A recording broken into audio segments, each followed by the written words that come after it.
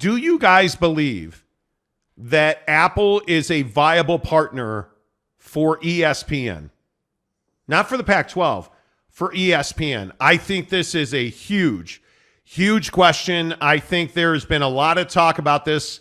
We released a short on it 2 weeks ago. We did another one today on the channel you can find where we talked about Apple versus ESPN for the Pac-12 package. And I think one of the more interesting questions in this whole Pac-12 pursuit of a TV deal, do you believe that Apple and ESPN would play nice in the sandbox?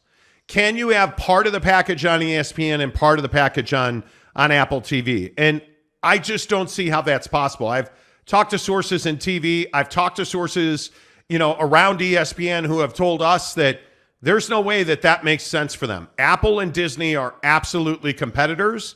It makes very little sense for ESPN and Apple to make a deal together, Jake. And frankly, I just don't see how it benefits either one of them. Yeah, and I think the trouble with this idea is that the desire is different. The desire level is different for these two. So ESPN, doesn't covet Pac-12 content. They just don't. They're willing to pay a certain number, $90 million, and they're not really willing to go past that number. And when you look at Apple, the problem with Apple is that they're an all or nothing proposition. So while both of these two are rivals to each other in the streaming space, ESPN is just on another planet as far as content creation is concerned, because streaming is just one section of their business where streaming is all that Apple does. And I think when you compare these two, it's just such a different proposition for the Pac-12. If you ask the question, well, what happens if you combine Apple and ESPN? Like, there's this idea going around that,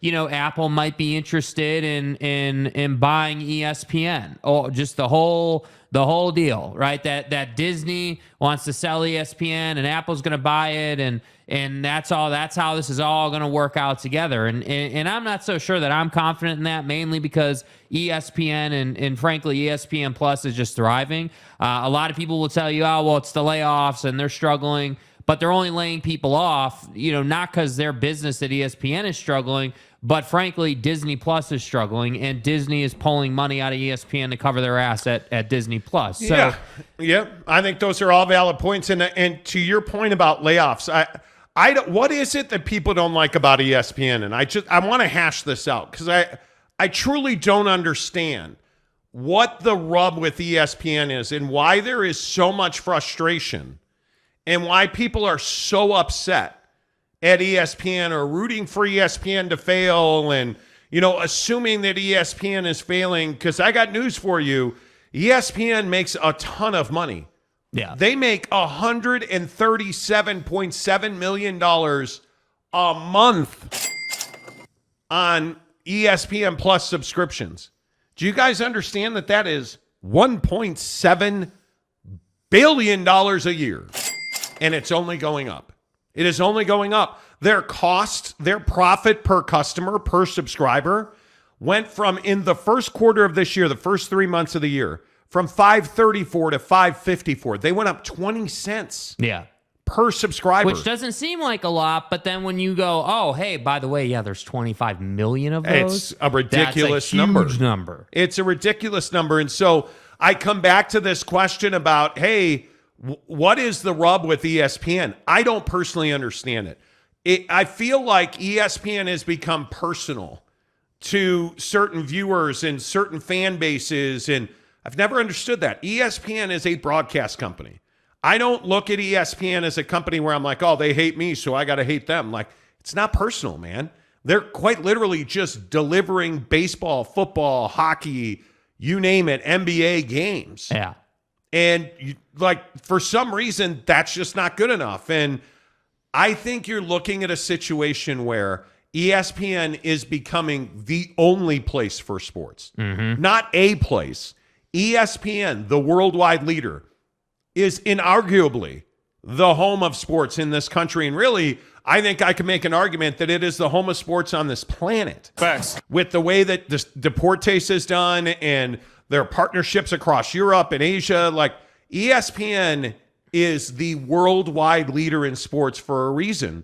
I think their deal with F1 has clearly demonstrated that. Like, it's just remarkable what they've done as a company to grow their footprint. So I struggle when we get into these conversations about how bad ESPN sucks. ESPN doesn't suck. There's no metric, and I don't know which one you would even try to fathom to come up with that says ESPN sucks. Okay, well, you're going to need to explain that. Yeah. Because again, I don't want to speak for you, but there's not a sport that I don't watch on ESPN, whether it's baseball, hockey, certainly NFL, certainly college football, college basketball, the College World Series, like you name it, I watch it on ESPN. Yeah. And I don't particularly think that I want it any other way, because I think they are by far the best at what they do. There's no doubt. There's a reason that they've got the Masters or the college football playoff or recently bringing back the NHL, the NBA Finals on ABC and ESPN. Like, it's not close. So, like, do you have a criticism of ESPN, or like, where do you come down on this? I mean, my only criticism of ESPN right now is the talking head shows and the lack of talent. I mean, that's really all it is. And again, what does that bring me right back to? Well, the layoffs that really aren't even in their control. And the tough part is I look at ESPN and their ability to keep a pulse on consumer habits. And they understand that people are not as invested in talking head shows on their network, that they're more invested in live sporting events, and that's pretty much it. And, you know, the talking head shows are necessary. NBA Today is necessary, you know, but at the same time, like, they're not going to pour a bunch of money into Pardon the Interruption, because that show has a purpose. That show is filler content. And by the way, there's nothing wrong with filler content. Every network has talking head show that eats up an hour or two a day when they don't have anything to put on. Every network has that. So to me, my only criticism of ESPN right now is that I feel like, as an example, SportsCenter's fallen off a little bit, right? The personalities are not nearly as dynamic as they once were. Like, when I was a kid, SportsCenter was everything to me. I love that. I loved SportsCenter so much. I looked forward to it every single day when I was waking up as a kid. And now it's just like, well, yeah. I mean, what's on Golf Channel? What's on here? What's on there? Like, it's not must watch anymore. And so for me, that would be my only criticism. But even then, I understand it, because you're changing. You're manipulating the business. You're putting your assets in other places. So that's why I say, like, to me, it's not really a debate that ESPN is the dominant force in sports broadcasting. There's no doubt about it. Now, is CBS excellent? Yes. Is NBC, good but not great? Absolutely. Like, I look at Fox. Fox is the one that I think has the weakest proposition. Absolutely. Like, Fox is all live sports, and that's it. You don't even have... like, what else do you watch Fox for? And I mean Fox for sports, not like Fox for politics. Like, when you're looking for sports on Fox, what else do you watch? I don't even know what that would be. Yeah. In all seriousness, I have no idea what that would even be. I just look at Fox Sports like, and I'm sure a lot of people saw this today, but you look at what's going on at Fox Sports. Today is Shannon Sharp's last day on whatever that terrible show is. Undisputed. Okay, thank you. Out of here. Yeah, that show, I told you I've watched it now twice in my life. Twice too many times. But if a tree falls in the forest and nobody is there, does it make a sound? I mean, you can't tell me that Skip, and really his new name is Shit Bayless, and Shannon Sharp, are you really telling me that show is at all relevant? No. I don't even watch First Take because I can't do Screaming A. Smith, right? So you can't tell me that ESPN is all of a sudden like just this. And I see the comments about ESPN went woke and lost me forever. They didn't lose you forever. If you are, there is. I always love the guy who's like, I'll never go back. They showed Colin Kaepernick. Okay, cool. So you're never going to watch ESPN again. Not in a bar, not at your house, not on your phone. No, not intentionally, because they have the biggest sporting events all on ESPN. Oh. Every one of them. All the big, like, it's crazy to me that people are like, oh, I am politically savvy and ESPN. Like, come on, dude. Yeah. Come on. If you don't like talking head shows, don't. But if the Pac-12 network is dead and Pac-12 football is on ESPN, you're going to watch ESPN or Big 12 or SEC because all of them are there. The only thing they don't have is Big 10. And frankly, I don't think they need it.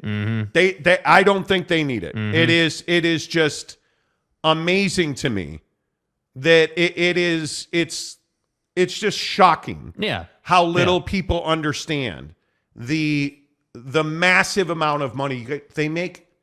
Like, it's hard to even say it out loud with a straight face that every month ESPN makes $137.7 million minimum on subscribers to ESPN Plus and $1.7 billion a year. And every day that number goes up. Yeah. Every day it goes up. Every time somebody signs up for YouTube TV, ESPN makes $12. Damn. ESPN makes $12 every single time somebody signs up at YouTube TV. And by the way, this does not even consider the $2.6 million they make every single year on cable and satellite and bar TVs that get ESPN programming. Yeah. Like it's quite literally an ATM machine. And that doesn't even count all of that this doesn't have not a penny to do with advertising money. So much so that they are worth $4 billion in profit to Disney. Yeah. $4 billion in profit. Yeah, and I think, that's crazy. You compare ESPN's profits and their money situation to Apple TV, and I just don't think it's really even a conversation. I mean, again, obviously, Apple as a company makes loads of money. That's not, they're one of the biggest companies in our country. I think they are the largest market cap. Yeah, in fact. But I look at Apple TV and I'm like, yeah, well, Apple TV hasn't really hit it off. I mean, Apple TV is still trying to kind of find their way. And I agree. I agree with the defenders who say, hey, Apple TV is still really young in the game. Absolutely.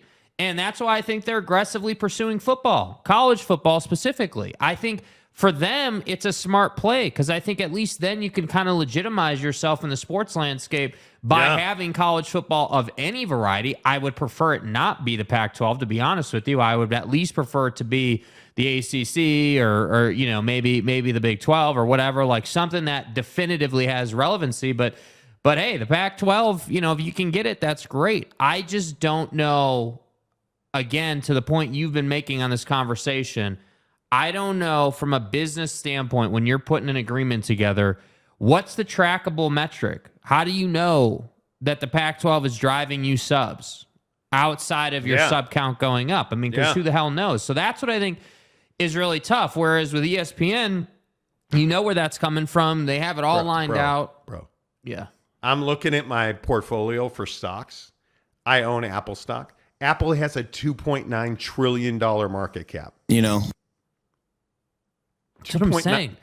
I said trillion. So this is trillion. Right. So this is why I say more than $1 billion. Money is not the issue for Apple. Apple my TV, God. the segment within the company, is why money's an issue. Yeah, I totally agree with that. And so that's why I go back to this question about, hey, are ESPN and Apple, is it ESPN versus Apple for the Pac-12 TV package? Because I don't see that those two can do business together. I really don't.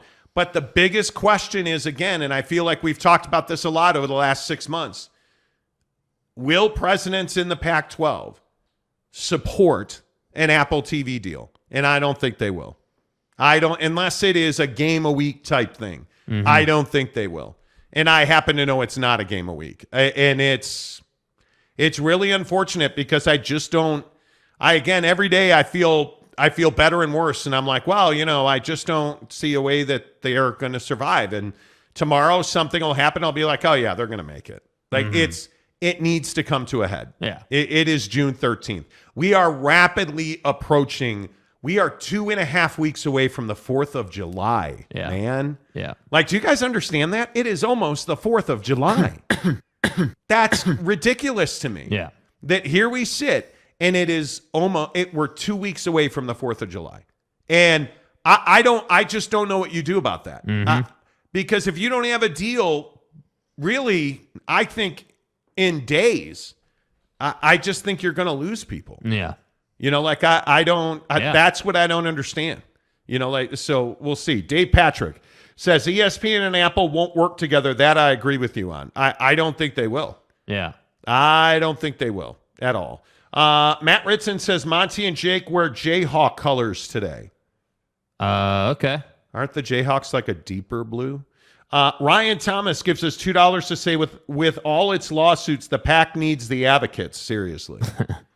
Dude, seriously. They need the advocates. Like it is, everybody needs the advocates. Jim Choi says Big Ten Network better than ACC or SEC. Which has what to do with what? what? In terms of what? Yeah, what does that mean? Larry Pilgrim, I only took my one viewer rating and my $250 a year from the NFL Network, not ESPN. Okay. I mean, that's cool. The Tater Man, who I still need to know, like, are you a Tater Talk guy? Is that what, or are you just a huge fan of Taysom Hill? Taters. ESPN's deal with F1 is crazy good for ESPN. ESPN pays $89 million a year. ESPN doesn't have to lift a finger to produce any of the content, which is not exactly true. That's like free money as popular as F1 is becoming. ESPN contributes to the production. And ESPN has to, essentially ESPN takes a feed and repurposes that feed.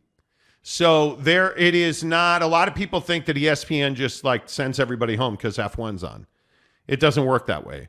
They have to process that feed. They have to put graphics on that feed. They have to, I think they're sponsored by Mother's car care products. Yeah. So they have to put all that in. Like it's not an expensive deal for them. And I would agree it's a good deal for them. And Donut says PAC Media Days will be interesting coming up. He gives us $5 to say that. They will. And we are a month away. A month from right now, we'll be in Dallas at Big 12 Media Days. So it's going to be interesting to see how exactly all that plays out. Because the answer is I don't know what that's going to look like. I truly don't know what that's going to look like. It's amazing. Gary Godorov says, I'm in the hospital and I still follow the show. Gary, I hope you're okay. Dude, Gary, what's up, dude? Yeah, you all right, my guy? Sorry to hear that. I know that's rough. Let's see. What did Gumby's been on a roll today. San Diego State, Glenn, what's up? ESPN's slant at times is what makes it personal for some people, kind of like the Monty show, but yet I still return again and again. But I'm really curious though, and I'm being genuine here. What slant? What angle? I understand when people are like, oh, well, they cover the Lakers too much. Okay, that's your personal preference. Well, I think what Glenn is referencing is the period of time where politics was openly talked about on ESPN. And I think very, very much 2014, 2015, 2016, when a certain individual was running for president, that that YouTube does not like us to reference often. I'm not a big fan of Fox. When our former president was running, ESPN and their personalities were quite vocal in their distress over that situation. I think the Black Lives Matter movement, I think there were a lot of politics. There were a lot of politics from 2014 to 2020. And ESPN, I think, did not do themselves any favor by not reining in their talent. Yeah. Because, frankly, if it's bad for business, it's bad for ESPN. Yeah. Now, having said that, ESPN's business model has never been ratings. ESPN's business model has always been to have the biggest sporting events. And you know that if you have the college football playoff, people are going to watch, right? Yeah. Yep. You know that the NBA Finals has rated very well. This NBA Finals had done quite well. You look at, their golf ratings are ridiculous. By the way, did anybody see that the RBC? You told me this number and it shocked me. The RBC Canadian Open drew 3.3 million viewers to CBS. Yes, it did. We got to talk about that. Yes, it did. But Glenn, I don't think you're wrong. I mean, Glenn's joking with us about San Diego State. He wishes we would only say nice and correct things. And yeah, I wish how great San Diego your State is. Athletic director and president knew who they were and where they were and where they were trying to go.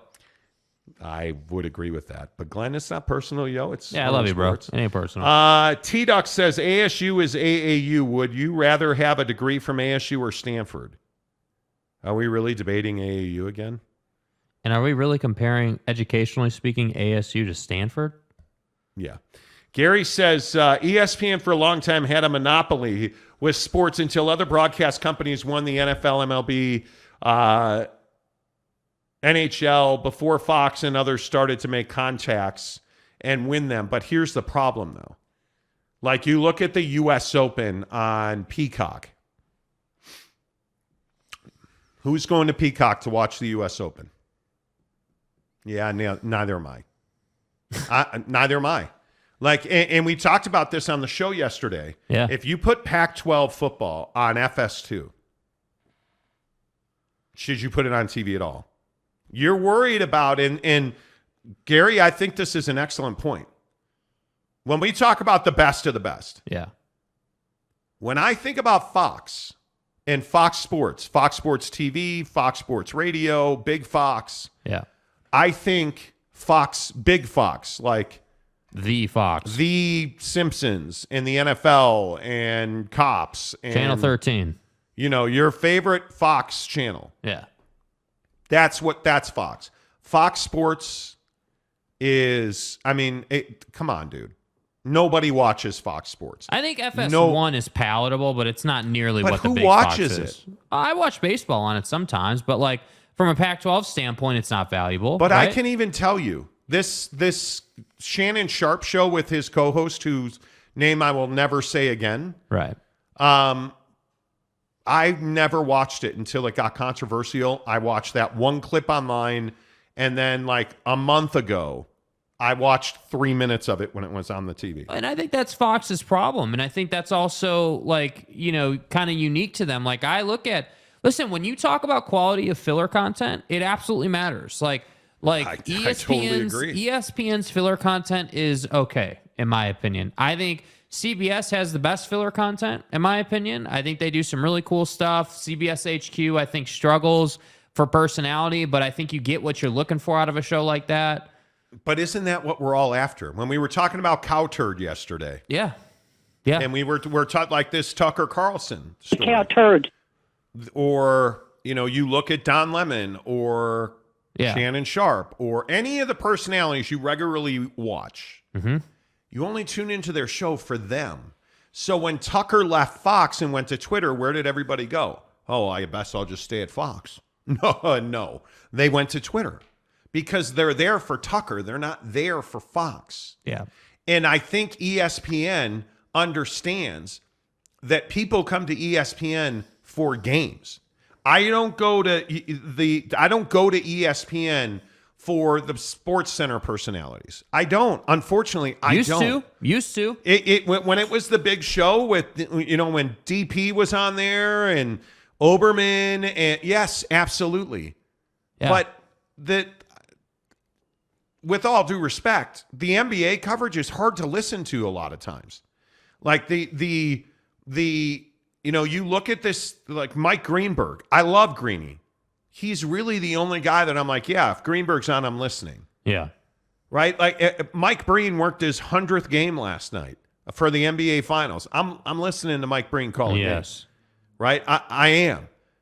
But if we're talking dollars to donuts NBA personalities, aren't we all going inside the NBA on TNT with Shaq and Kenny and Charles and right? I mean, you are. And the hard part is I don't care about First Take. I don't care about the show Shannon Sharp used to be on. Mm. I don't watch that stuff, dude. I watch Pat McAfee. Yep. I watch Jim Rome. I don't watch Cow Turd. I just don't. Yeah. You watch personalities and you watch games. If you, Glenn, my guy Glenn, San Diego State guy, He's going to watch San Diego State baseball and softball. Yep. He's going to break balls over San Diego State softball. Yeah. When they're up here on the hill, right? Like, Yeah. he's going to do that. I'm going to watch the Cubs every time they're on.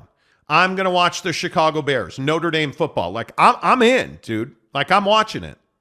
If whatever's on after that is whatever's on after that, I'm probably not watching it. Yeah, and again, I think this goes right back to what we were talking about yesterday, where it's like, hey, people are going to buy, like when you talk about Apple TV, like I'm not going to buy Apple TV because I don't see much value much past whatever product I'm looking for. Just like in your situation where it's like, hey, I'm not watching, the US Open on the cock. I'm not doing it. I'm going to watch something else and wait for it to roll up on, on Big Boy NBC. I am. Like, I'm not paying for Peacock, and I give them credit for expanding the product and adding more to it, and I know they're working hard, but it's just not there for me yet. I look at, Apple TV is the same thing, and I know, like, I think it's Greg who's a big Apple TV guy with the MLS package, and like, and I can't remember if Tanner has it too. Like, there's some people on the show that have it who really enjoy it and say it's a great experience, and I'm sure it is, but the problem is for the Pac-12, I'm not going to sign up for Apple TV to watch your product. I'm just not. And the problem is that when it's a Saturday night and I've been out doing whatever it is that I'm doing on any given Saturday night, and I get home and I want to sit on the couch for an hour and fall asleep to whatever game, that's the game I'm going to watch. And it should be the Pac-12 after dark, but it's not going to be. It's going to be SC or UCLA against somebody. You know that. So that's why I say, like, this is not a difficult conversation. I just think that networks have not fully adjusted to the concept of, hey, people are only here for what they want to be here for. They're not here for Stephen A. Smith anymore. That's the hard part. Yeah, and I don't think you're wrong about this monopoly, this comment that I think you could be very right, but you got to think about the personalities. Like the problem is, like, when you look at sports talk personalities, like Paul Feinbaum. Yeah. People don't watch Paul Feinbaum because you don't know where to find him. But if you found Feinbaum for 2 days a week during the college football season, you'd never turn it off. Mm-hmm. You would never turn it off because Paul Feinbaum is much watched TV during the college football season. Yes. So I say, like, my sports talk flavor of the day is generally Jim Rome and Pat McAfee. I cannot watch Colin Cowherd. It's just not he doesn't suck. He's not terrible. It's just not my flavor. Cow turd. Right? Like, it is not my flavor. I can watch Romy for a few minutes. I can watch Pat McAfee maybe for 35, 40 minutes. I can watch Romy if it's on in the background, it can sit there and drone.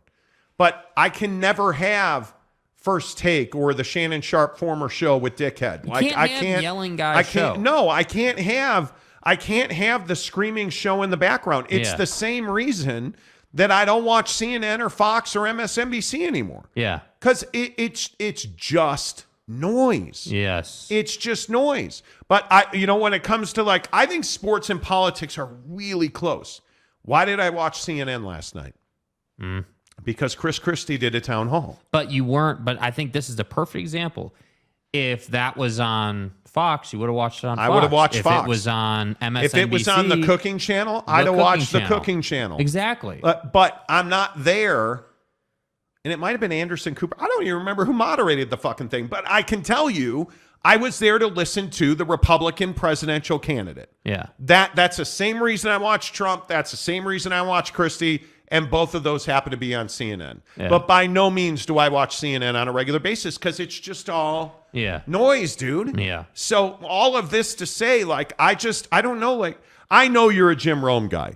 And I respect that, and I totally get it. But even with that, like, I can't watch this program front to back because I don't enjoy the rando football player interview. This is the thing that I think he does really well. And I think Pat does this really well too. Rolling right out of the gate that Jim's going to give you 25 minutes in his first segment. And I still maintain, and I've maintained it for years, it is the best part of his show every single day. That first take, perfect, and then you can get out and go watch something else. It's just reliable. You know what you're going to get. And that's why I say, like, yeah, he may be a little bit older now, but he still delivers on the product. And there are many times where I don't like the product and many times where I'm laughing my ass off. And I think that's the balance you have to find. The problem is that ESPN talking head shows or, Fox talking head shows, like, they are too serious now. Even like JJ Redick sometimes on ESPN and the fights they get into on First Take. Everyone's like, oh my God, great point by JJ. And I love JJ. But Old Man in the 3? Amazing. I can listen to JJ Amazing. for 35, 40 minutes. On the First Take thing? Yeah, First Take. Like Kendrick Perkins, can't do it. Can't do it, bro. Can't do it. Like, because it's garbage. Monica McNutt, can't do it. Yeah. JJ Redick, All okay, day. I'm going to see what JJ can do. Yeah. But when he starts yelling at Stephen A. Smith, can't do it. When Stephen A. opens his mouth and says any other word other than nothing, can't do it. Yeah. Can't do it. Now, if it's Greeny, I can do it. Mm-hmm. When Greeny's on First Take, I watch. When Greeny's not, I don't watch. And, a lot of times the biggest issue is it puts me to sleep and I got to get a bucked up energy, a buckshot, man. To stay awake Yeah, with you really boring do. sports talk. Bucked Up Energy, the official energy provider of the Monty Show. Cheers, my friends. It's a buckshot. Here's how easy it is to drink it. Done. That's it. And now I've got energy to carry me through the rest of the day. And I talk about Bucked Up like this all the time. Think about in your head right now, I'm going to ask you, what's your hobby? What's your favorite hobby? Right now, mine's golfing. Well, favorite's not the word I would use. Anyway, the point being, I'm going to go do golf activity after the show today. Bucked Up's going to power that for me. If I'm going to go to the gym in the morning, I'm going to hit a buckshot right before I walk out the door. It's as good as any pre-workout you can take. I love buckshot for that exact reason. What do you bench? I love the fact that, hey, a lot of people tell me every day, hey, I use buckshot right after lunch, and I don't get my after lunch lull because it gives you long-lasting, quality, consistent energy so you can be more productive. Working out, playing golf, sitting in front of your computer, working on a pivot table. Yep. Whatever you need, Buckshot's going to do that for you. And I want to give it to you for free because you guys support this show. So we tell you every day, hey, we always try to get back to you guys. 6 free Buckshots. Go get them. All you have to do is get to the link in the description of the show below. And you're going to see it says free Buckshot. They also have their brand new Buck Bars that are flipping fantastic. For real. I've kind of changed the way I use Buck Bars now. In my weight loss journey, so I've lost about 25 pounds now. And one of the major things that I do that I think helps me so much is one of the first things I eat every day is a Buck Bar now.